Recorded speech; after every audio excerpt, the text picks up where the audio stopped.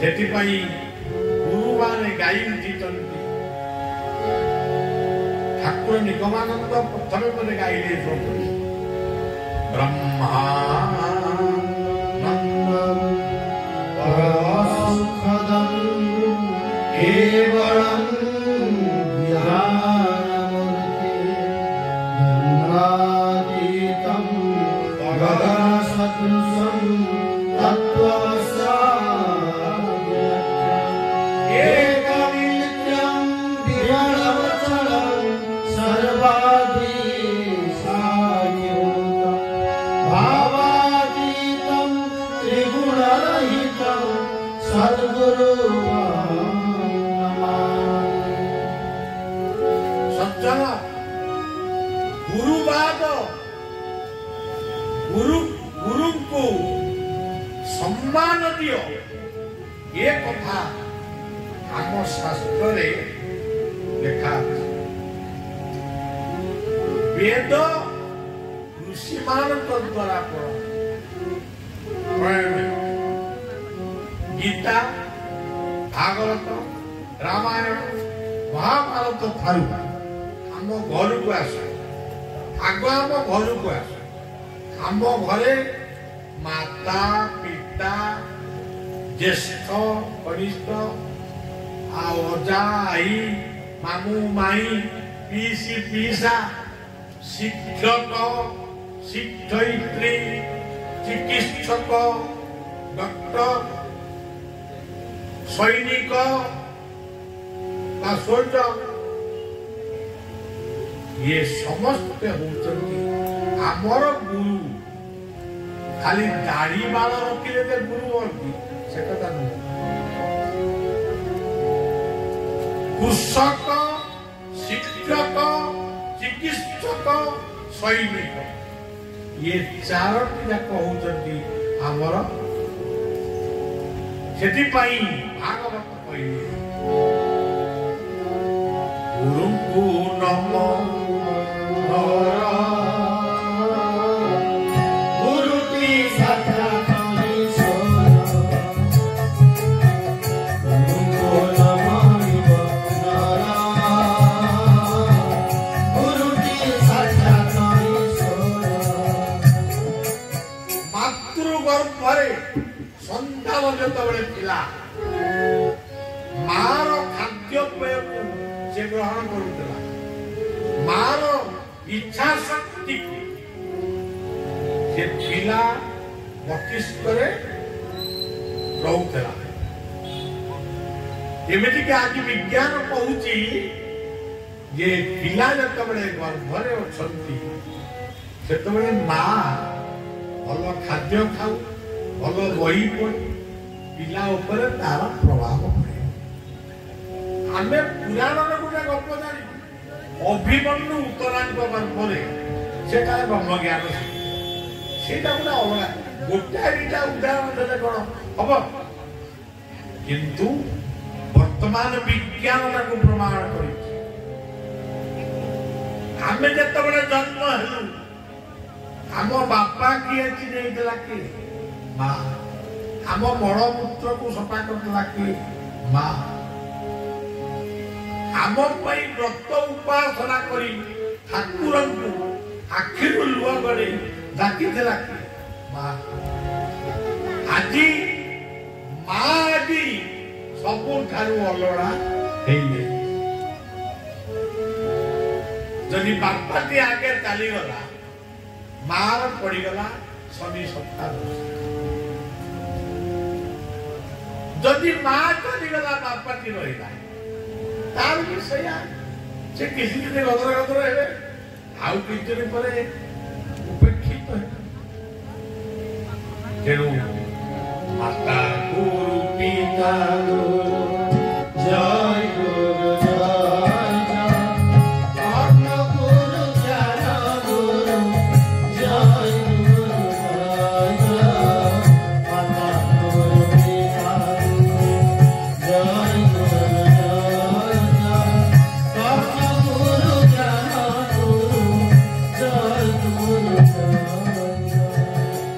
जय गुरु ये पवित्र शब्दर अर्थ महा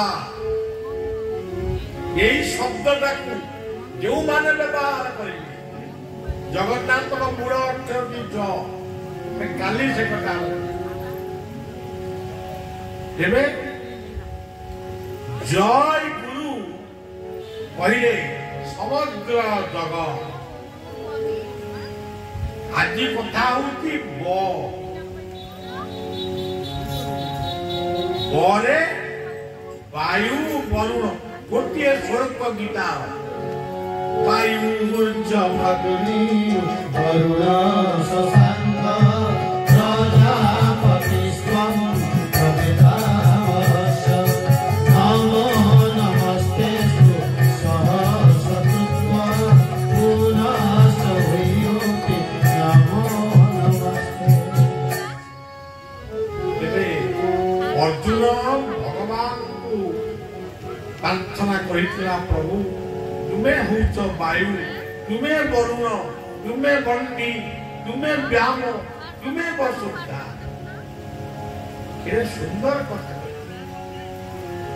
अनेशत मसीहा महाबात्या जिते आसीला ये सेवक को एमती गुड़ा विपद आसुची बोली कई जने मते स्वप्न जन यही स्वल्पति प्रार्थना करने तेणु ये होती बलदेव देव कहले श्रेष्ठ ये केवल एतिकी सीमित नुहति संग्राम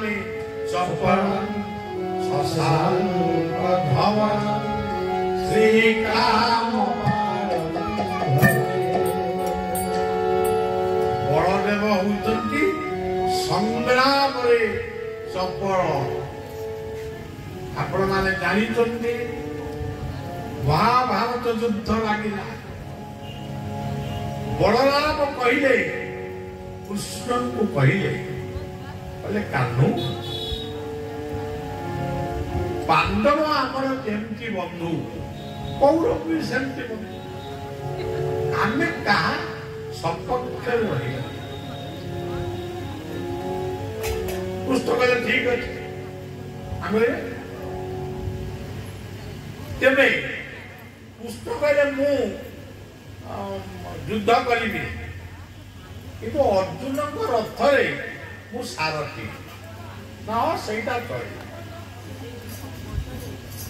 यही भाव में बलराम को कृष्ण निवेदन कले भाई तीर्थ गुड़ाक सब आमर अच्छी पाप धौत करी एमाने निष्क्रिय होइबे हमें तो आउ अल्प दिन पर पळेबा ना हाँ आउ अल्प दिन पर पळेबा ना आपण जाउनांती सब तीर्थ गुड़ाक टे बुलिकी पळे थरे थरे गाधे की चारिया तीर्थ गुड़ाक उजीवित बलराम बोले तीर्थ पुष्ट हेले सारथ से सब कथा पाला गायक मान सुंदर भाव में कह छाड़ तेरे जो दिन युद्धर अंतिम दिन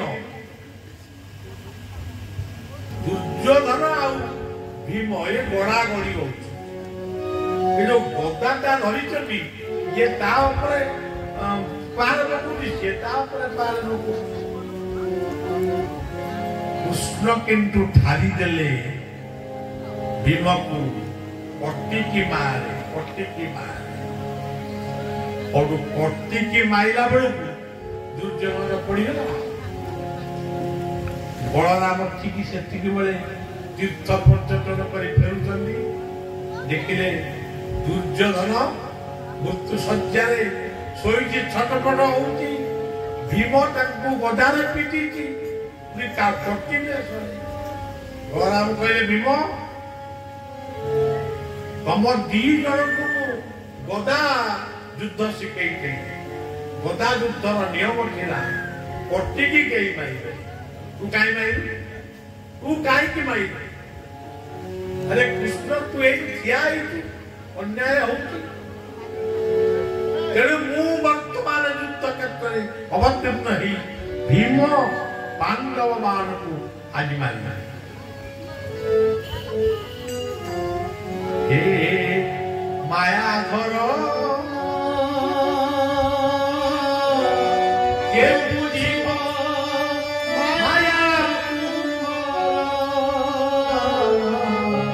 हे बुझिबा माया कृष्ण कहले भाई वर्तमान भीम बहुत अन्याय कला तुम्हें वर्तमान रागी जाऊच अन्याय आग किए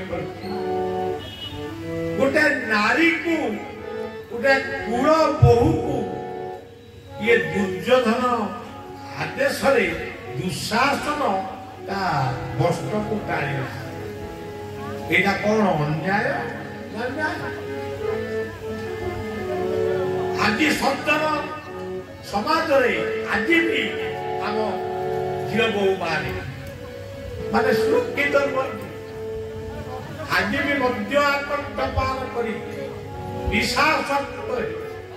आज भी नारी जाति को असम्मान करा किंतु गोटे असम्मान आज गणधर्षण ठारू हत्या छोट छोट पिला मानू मारिक फोपाड़ी हृदय दया कि माया ना से गोटाए बालक को महाभारत युद्ध मरा गला बोली कृष्ण बलराम सी होती अभिमन्यु तेणु सज्जन बलराम को एमती बुझे बलराम कहले हौ हौ जहाँ कर आज मुरुडा ग्राम आसली मोर गोटे सेवक जगन्नाथ ता ना सी आसी मत कहला ठीक बाहर मत आसी कहला जे गोटे बाछुरी पघारे बंधा ही आखिर लुह बोल ये से गाई गोमा माने बाछुरीर आखिर लुह पोछीदेला टीप गुड़ाक लगी छड़े देला आउसी देला मत लगे बाछुरीटा कांदुची कहीं जने कहला गृहकर्ता कहले माटा मरी जाए यही दी दिन तेरे बाछुरीटा वो मुंडरे पशिगला से पवित्र मां ममतार कथा मां नहीं जार साहा नहीं तेणु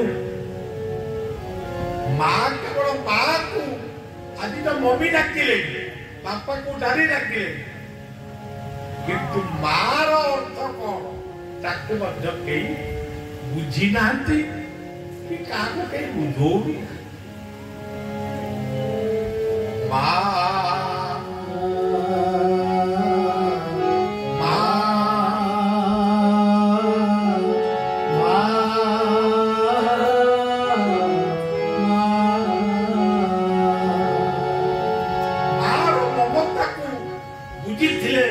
प्रभु राम मार ममता को बुझी बापार इच्छा को बुझी प्रभु राम मार ममता को बुझी कृष्ण और बलराम आम ओडिया कवि मान लिखी बंधन खोली दियो मां बंधन खोली दियो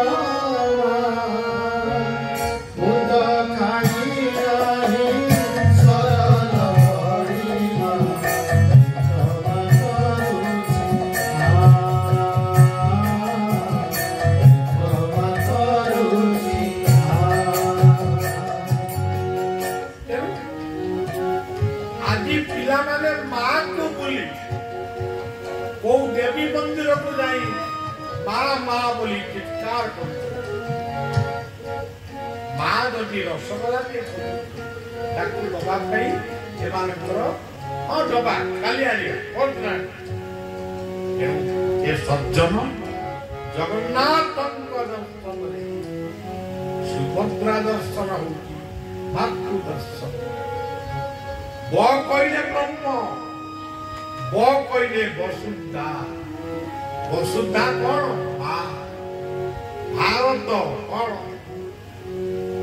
ମା। ଭାରତ ମାତା ଜୟ। ଆମ ଓଡ଼ିଶା ଉତ୍କଳ, ତାକୁ କଣ କୁହାଯାଉଛି? ମା। ବନ୍ଦେ ଉତ୍କଳ ଜନନୀ। ଏ ଗୀତ କିଏ ଲେଖିଛନ୍ତି? ଲକ୍ଷ୍ମୀକାନ୍ତ ମହାପାତ୍ର। ତେବେ ଇଏ ହଉଛନ୍ତି ପ୍ରକୃତ ବଳଦେବ ସଂଗ୍ରାମେ ତପଳ। ଆଜି ରାସ୍ତାରେ ଡ୍ରାଇଭର ମାନେ ଷ୍ଟ୍ରାଇକ୍ କରିଛନ୍ତି, ତାକୁ ଜଗିଛି କିଏ? ପୋଲିସ। ସୀମାନ୍ତକୁ ଜଗିଛି କିଏ? ସୈନିକ। ଆମେ ଏଠି କାର୍ଯ୍ୟକ୍ରମ କରୁଛୁ, କିଛି ଅଘଟଣ ଘଟିଲେ ବୁଝିବ କିଏ? Collector, SP. ରାଜ୍ୟକୁ ବିପଦ ଆସିଲା ବୁଝିବ କିଏ? ସରକାର। ତେଣୁ ଏ ସଜ୍ଜନ, ଇଏ ହଉଛି ବଳଦେବ ତତ୍ତ୍ୱ। ବଳ କହିଲେ ଓଡ଼ିଆରେ ଆମେ କହୁଛୁ ଳ, କିନ୍ତୁ ପ୍ରକୃତରେ ଲୟ, ଲକ୍ଷ୍ୟ। ଏଠି ଆପଣମାନେ ଯେତିକି କହିଛନ୍ତି, ସମସ୍ତଙ୍କ ଜୀବନର ଗୋଟିଏ ଲକ୍ଷ୍ୟ ହଉଛି ଶାନ୍ତି। ଶାନ୍ତିରେ ବଞ୍ଚିବା ପାଇଁ ଆମେ ସବୁବେଳେ ସଂଗ୍ରାମ କରୁଛୁ। ଧନୀ ଠାରୁ ଦରିଦ୍ର ଶାନ୍ତିରେ ବଞ୍ଚିବା ପାଇଁ ମହାତ୍ମା ବିଦୁର ଗୋଟେ ପତର କୁଡ଼ିଆରେ କରି ରହିଥିଲେ ଶାଗ ଭଜା ଖାଉଥିଲେ। ଶାନ୍ତିରେ ବଞ୍ଚିବା ପାଇଁ ସୁଦାମା ଦରିଦ୍ର ହେଲେ ବି ସିଏ ଚାଉଳ ଭଜା ମୁଠିଏ ନେଇ କୃଷ୍ଣଙ୍କ ପାଖକୁ ଏଇ ଜଗନ୍ନାଥ ଦର୍ଶନର ଯିଏ ବିଶ୍ୱାବସୁ ଶବର, ସେ ଫଳମୂଳ ଦେଇ ନୀଳମାଧବଙ୍କୁ ପୂଜା କରିଥିଲେ। ତେଣୁ ଳ କହିଲେ ଲ। ଲଟା ଆମର କୋଉଠି? ପାଦ ପଦ୍ମରେ ଲୟ ରଖ। ଆଉ କୁଆଡେ ମନ ଦିଅ ନା, ପାଦରେ ମନ ରଖ। ଏବଂ ଯଦି କାମନା କରୁଛ ଧନ ଦିଅ, ଜନ ଦିଅ, ସୁନା ଦିଅ, କୃପା ଦିଅ, କହିପାର, କିନ୍ତୁ ଲକ୍ଷ୍ୟ ହଉ ଶାନ୍ତି। ଆମ ଉପନିଷଦ ମାନଙ୍କରେ କେମିତି ଅଛି? ସର୍ବେ ଭବନ୍ତୁ ସୁଖୀନ, ସର୍ବେ ସନ୍ତୁ ନିରାମୟା, ସର୍ବେ ଭଦ୍ରାଣି ପଶ୍ୟନ୍ତୁ ମା କଶ୍ଚିତ୍ ଦୁଃଖଭାଗ୍। ଓମ୍ ଶାନ୍ତି ଶାନ୍ତି ଶାନ୍ତି। ବଳ ପରେ ଆଉ ଗୋଟିଏ ଶବ୍ଦ ହଉଛି ଦେ। ଦେଟି କଣ? ଶାନ୍ତି ଦେ।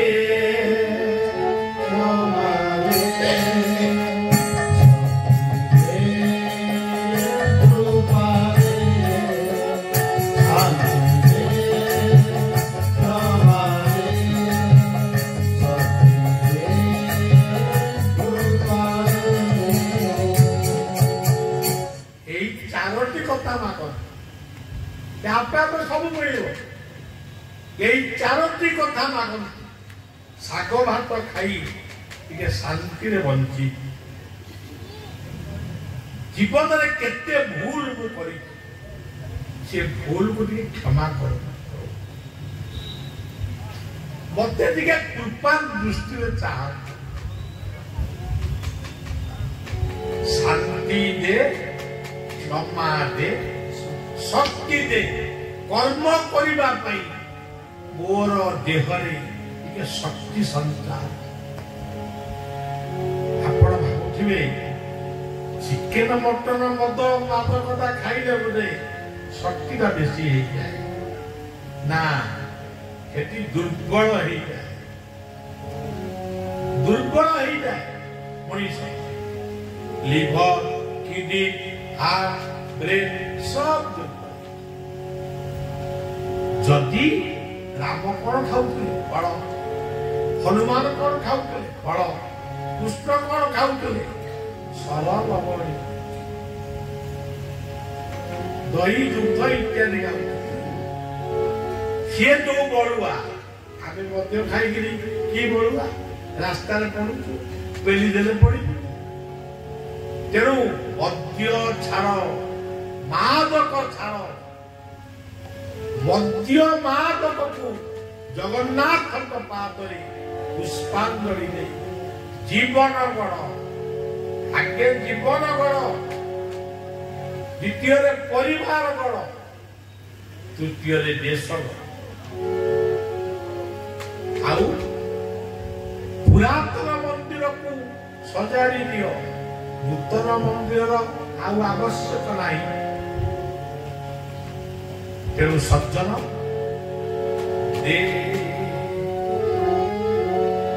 ଏଇ ଦେ ଭିତରେ ଏ ଅଛି ଆଉ ଦ ଅଛି, ଏଟି କଣ ଏକାକ୍ଷର ବ୍ରହ୍ମ।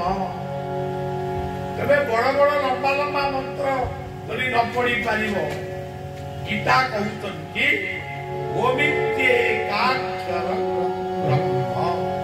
ଖାଲି ଓମ୍ ଓମ୍ କହି ଯଦି ମରିଯାଅ ତାହେଲେ ତମେ ଦିବ୍ୟତ୍ୱ ପ୍ରାପ୍ତ।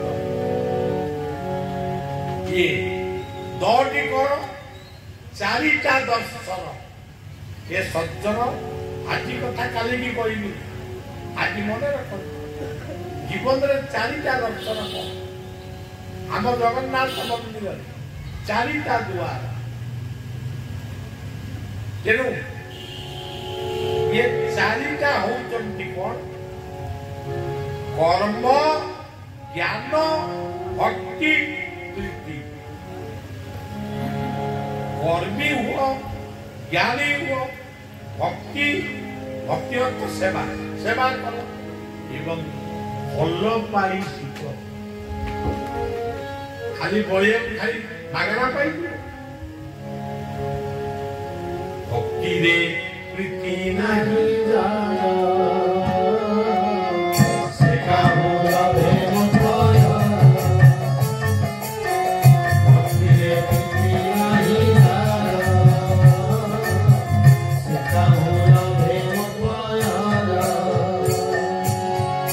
କେତେ ସୁନ୍ଦର କଥା।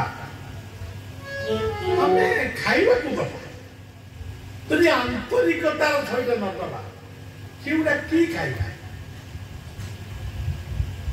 ସଜ୍ଜନ ଆଜି ପର୍ଯ୍ୟନ୍ତ ବଳିଆ ସବୁ ଜାଗାରେ ଖାଇପାରେ, ଖା କିନ୍ତୁ ବହୁତ ଖାଇପାରେ। ମୋର ଇଚ୍ଛା ନୁହେଁ, କାହିଁକି? ଶ୍ରଦ୍ଧା ନାହିଁ ଖାଇବା।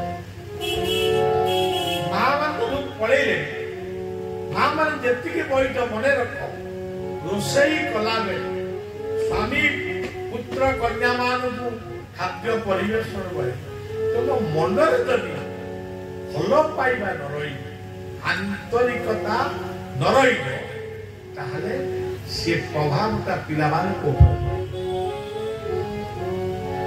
ଭଲ ମନରେ ରୋଷେଇ କର, ପରିବା କାଟ। ତେଣୁ ସଜ୍ଜନ ସେଥିପାଇଁ ଜଗନ୍ନାଥଙ୍କ ପ୍ରସାଦ କୁହାଯାଏ ମହାପ୍ରସାଦ। ତାକୁ କେହି କେହି କହନ୍ତି ମା ପ୍ରସାଦ। ଇଏ ହଉଛି ଜଗନ୍ନାଥଙ୍କର ପବିତ୍ର କଥା। ଇଏ ଚାରିଟା ଦର୍ଶନ, କର୍ମ କର, ଜ୍ଞାନୀ ହୁଅ। ଆପଣ କହିବେ ଏଇ ଚାରିଟା ନାହିଁ, ଆଉ ଚାରିଟା ବି ଅଛି। କଣ? ସତ୍ୟ କହୁଛ କି ନିଜକୁ ପଚାର। ଯଦି ମିଛ କହୁଛ ତେବେ ଭଲ ଲୋକ ନୁହଁ, ଜମା ଭଲ ଲୋକ ନୁହଁ। ଗୋଟାଏ ଲୋକର ତିନିଟା ସବୁ ବି ଛୁଆ ହେଲେ, ଶିବକୁ ଡାକି ଦେଖି ଆଉ ଗୋଟେ ପୁଅ ପାଇଲା। ସେ ପୁଅଟି ବଡ ହେଲା, ଭାବିଲା ଏଇ ଗୋଟେ ପୁଅଟା ଭଲ ହେଇଥିବ, ନଈକି ନେଇ ସେ ପୁଅକୁ ପରୀକ୍ଷା କଲା। କହିଲା ଆରେ ପୁଅ ଗୋଟେ ମାଛ ଏ ବାଟେ ଗଲା ଦେଖିଥିବି ନା? ହଁ ବାପା ମୁଁ ଦେଖି। ତା ଆଖି ଗୁଡାକ ଜଗନ୍ନାଥଙ୍କ ଆଖି ଭଳିଆ, ତା ଲାଞ୍ଜଟା ହାତୀ ଲାଞ୍ଜ ଭଳିଆ, ମୋ ଦେହରେ ବାଡ଼େଇ ହେଇଗଲା, ମୋର ମାନେ ଆଣ୍ଠୁ ଦର୍ଜ ହେଇଗଲା। କହିଲା ପୁଅ ତୁ ବି ସେଇ ମିଠୁ, ତେଣୁ ସତ୍ୟ କୁହ, ସତ ସଙ୍ଗ କର। ଆଜି ଏଠି ଯାହା ଆପଣ ମାନେ କରୁଛନ୍ତି ଏଇ ପୁଣ୍ୟ ଫଳକୁ ନେଇ ପରପାଳି ଗଢିବେ। ଇଏ ଧନରତ୍ନ ଦୌଲତ ଏଇଠି ରହିବେ। ଇଏ ଗଲା ସତ୍ୟ, ସତ ଚିନ୍ତନ କର, ସତ ସଙ୍ଗ କର। ତାପରେ ଶାନ୍ତି, ପରମେଶ୍ୱର ଯାହା ଦେବ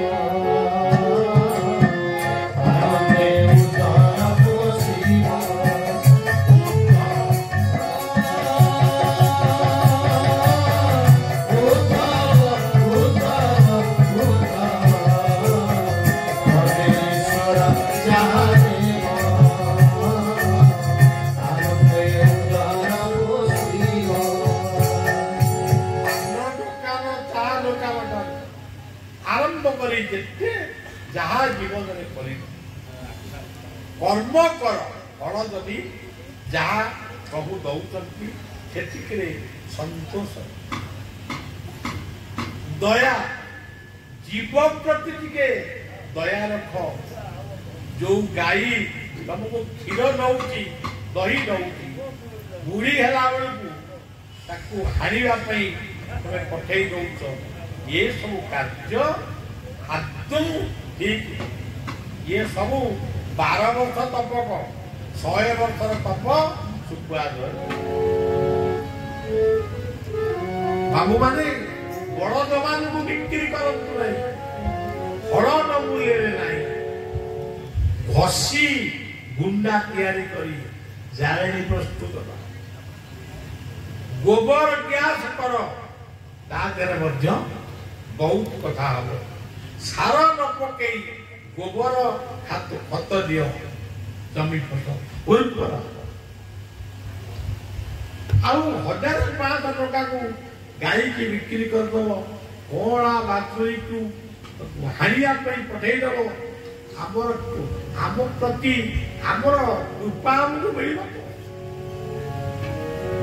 ଜୀବରେ ଯାର ଦୟା